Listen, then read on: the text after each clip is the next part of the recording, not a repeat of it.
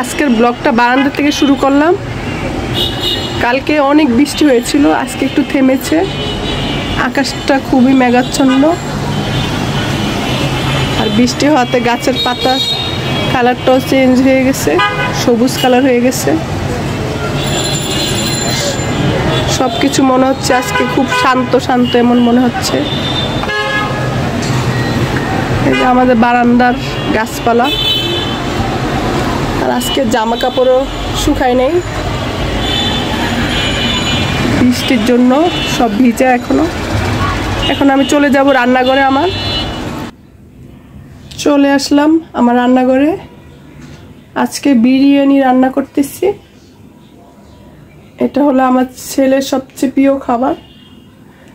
এখন বিরিয়ানি চাল দেওয়া, এখন দমে দেওয়া, এখন উল্টানো যাবে না। আর এখানে আমি আমসত্ত্ব বানাবো, কাঁচা আম সিদ্ধ করে চেলে নিয়েছি। বিরিয়ানি রান্না হলে পরে এটা রেডি করব আমসত্ত্বর জন্য।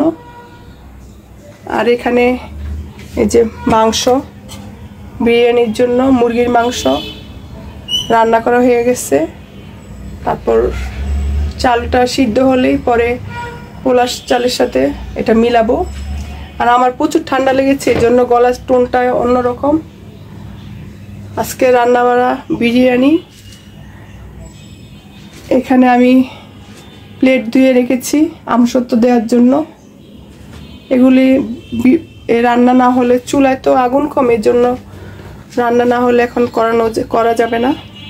পরে রান্না হলে এটা রেডি করব। আমসত্ত্ব কিভাবে বানাবো, আমসত্ত্বর ভিডিওটা আমি বানাবো না ভাবছি, পরে এক সময় বানিয়ে দেখাবো কিভাবে বানাই। যে সিদ্ধ করে ভালো মতো চেলে রেখেছি, আঁশটা সব বের করে ফেলেছি। অনেকটাই ঘন। কাঁচা আম দিয়ে বানালে আমসত্ত্বটা দেখা যায় অনেক মজা হয়। আর একটু চিনি দিয়ে বানাবো, তাহলে চুকা মিষ্টি হবে, খেতে খুবই মজা হয়। এই তো। আর আমার মেয়ের তো খুবই প্রিয় একটা জিনিস আমসত্ত্ব, ওর জন্যই বানাচ্ছি বিশেষ করে। রান্নাঘর থেকে রুমে চলে আসলাম। এই যে মেয়ে বসে চানাচুর খাচ্ছে। আর এখানে বৃষ্টি হওয়াতে এখানে গাছগুলি আরো সুন্দর হয়ে গেছে দেখতে, পুরা সবুজে অরণ্য একটা জায়গা।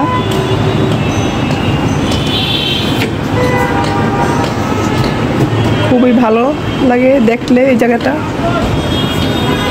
আর আকাশের তো মন খারাপ, গাল গুটিয়ে রেখেছে। এখন আবার রান্নাঘরে চলে যাই, চলুন।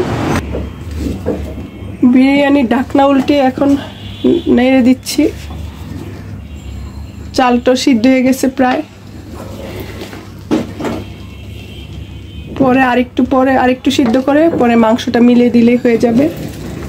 আর এই বিরিয়ানির রেসিপিটা আমি অনেকবার দিয়েছিলাম, এজন্য এখন আর দিলাম না।